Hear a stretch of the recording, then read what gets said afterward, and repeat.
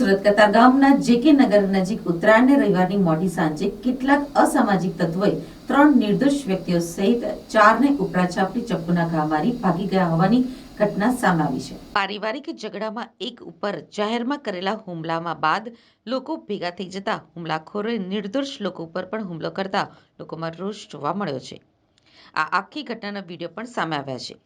હાથમાં ચપ્પુ લઈને જાહેરમાં દોડતા અને લોકોને મન ફાવે તેમ ઘા મારતા નિર્દય હુમલાખોરોની માનસિકતા બાદ સમગ્ર વિસ્તારમાં ભયનો માહોલ પણ જોવા મળ્યો છે.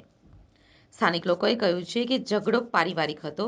એક રિક્ષા ચાલકે બીજા રિક્ષા ચાલકને ફોન કરીને બોલાવતા 4 થી 5 ઈસમો હાથમાં ચપ્પુ લઈને આવ્યા હતા.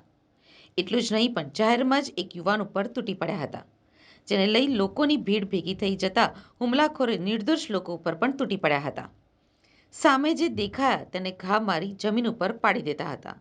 કોઈને પીઠ પર તો કોઈને થાપા કે પગ ઉપર ઘા મારતા લોકો લોહીના ખાબોચિયામાં પડેલા દેખાયા હતા.